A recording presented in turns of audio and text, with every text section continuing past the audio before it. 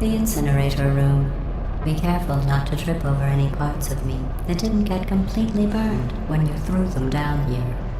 The dual portal device should be around here somewhere. Once you find it, we can start testing, just like old times. There it is. Hold on.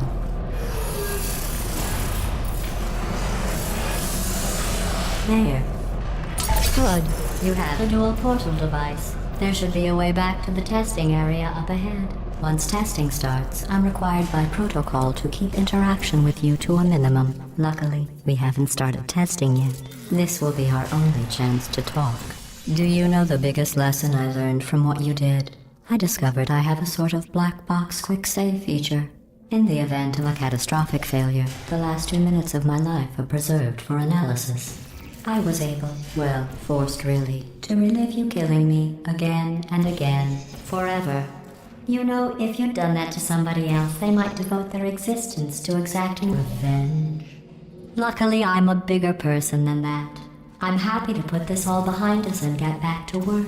After all, we've got a lot to do, and only 60 more years to do it. More or less. I don't have the actuarial tables in front of me. But the important thing is you're back, with me. And now I'm on to all your little tricks. So there's nothing to stop us from testing for the rest of your life. After that, who knows? I might take up a hobby. Reanimating the dead, maybe.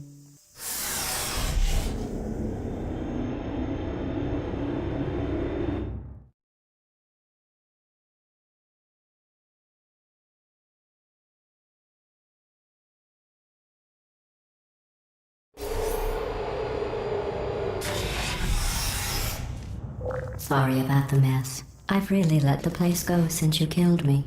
By the way, thanks for that. Sarcasm self-test complete. Oh good, that's back online. I'll start getting everything else working while you perform this first simple test, which involves deadly lasers and how test subjects react when locked in a room with deadly lasers.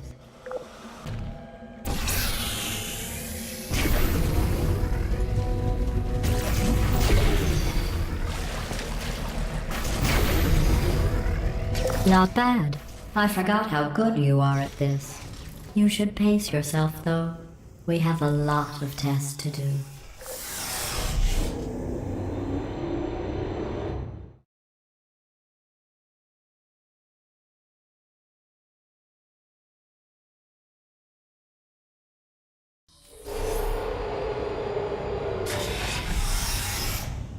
This next test involves discouragement redirection cubes. I just finished building them before you had your, well, episode. So now we'll both get to see how they work. There should be one in the corner.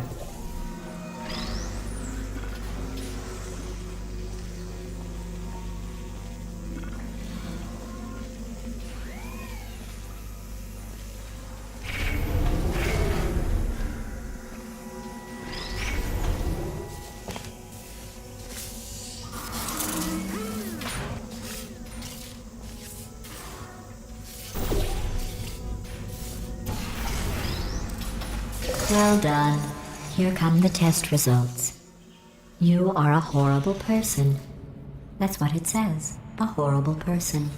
We weren't even testing for that.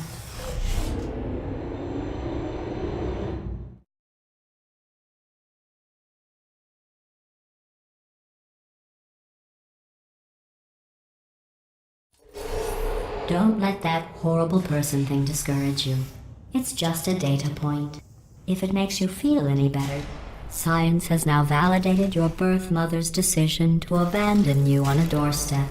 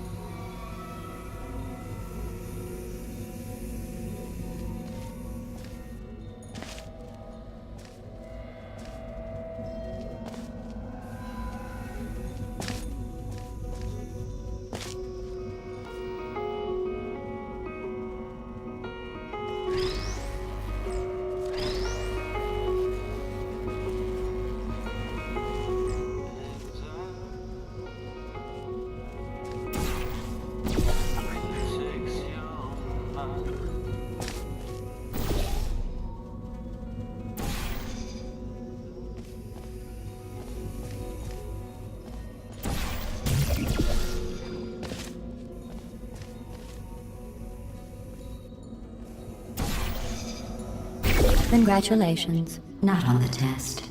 Most people emerge from suspension terribly undernourished. I want to congratulate you on beating the odds and somehow managing to pack on a few pounds.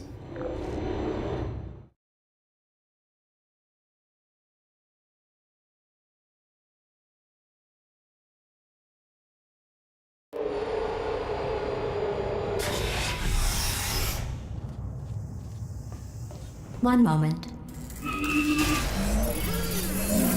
You're navigating these test chambers faster than I can build them, so feel free to slow down and do whatever it is you do when you're not destroying this facility.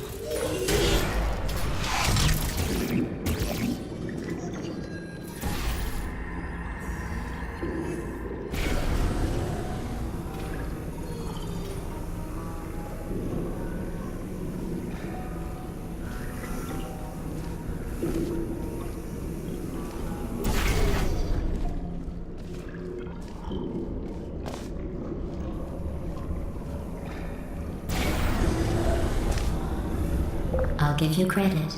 I guess you are listening to me. But for the record, you don't have to go that slowly.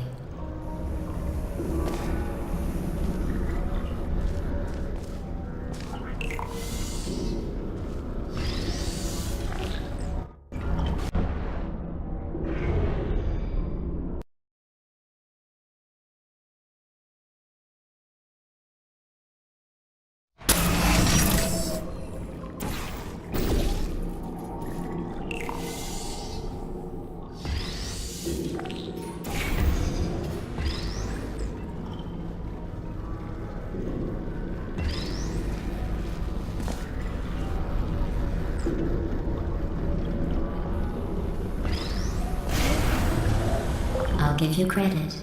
I guess you are listening to me. But for the record, you don't have to go that slowly.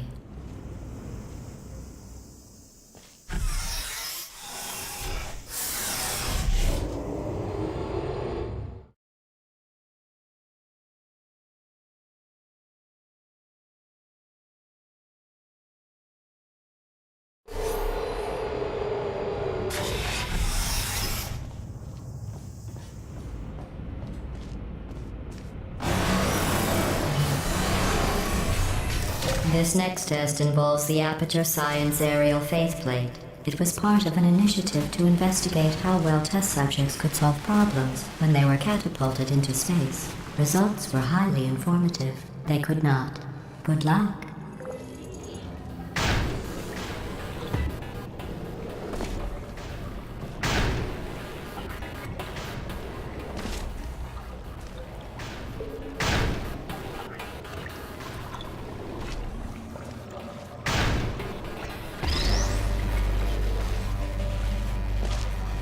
Here's an interesting fact. You're not breathing real air. It's too expensive to pump this far down. We just take carbon dioxide out of a room, freshen it up a little, and pump it back in. So you'll be breathing the same room full of air for the rest of your life. I thought that was interesting.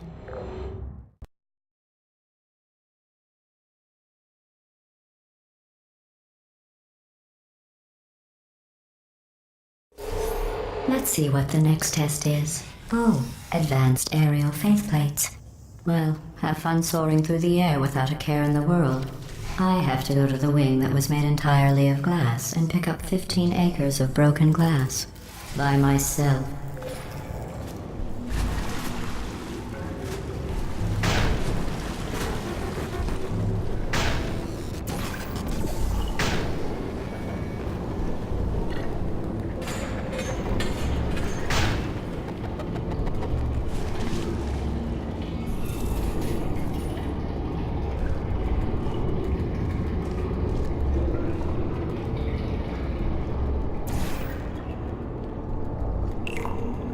Oh, sorry.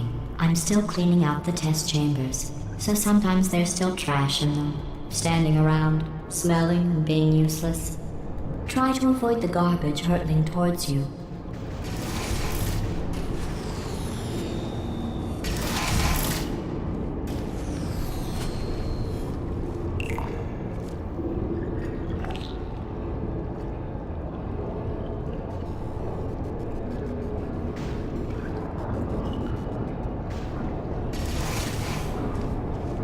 Remember before when I was talking about smelly garbage standing around being useless?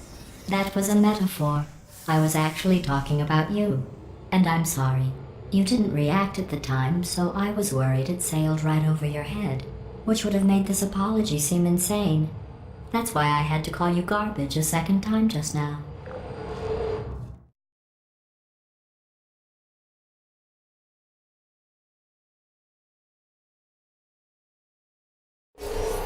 Did you know that people with guilty consciences are more easily startled by loud noises?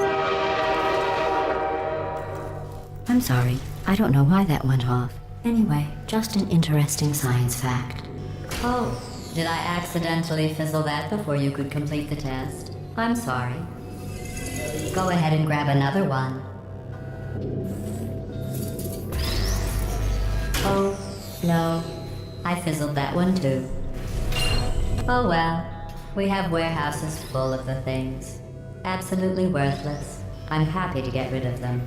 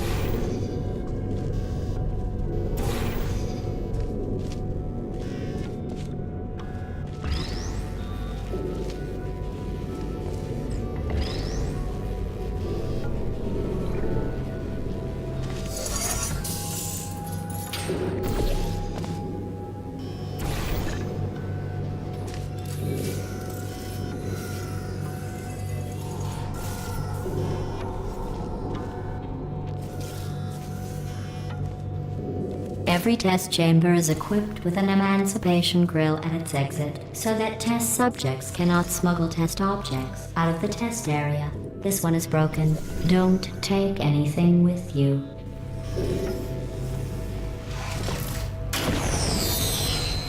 I think that one was about to say, I love you. They are sentient, of course. We just have a lot of them.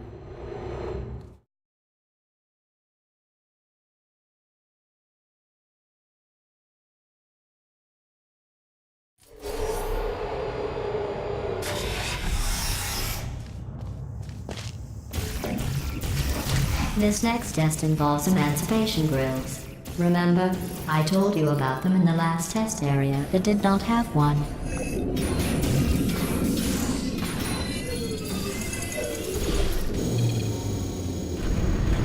Oh no, the turbines again. I have to go. Wait, this next test does require some explanation. Let me give you the fast version. There. If you have any questions, just remember what I said in slow motion. Test on your own recognizance. I'll be right back.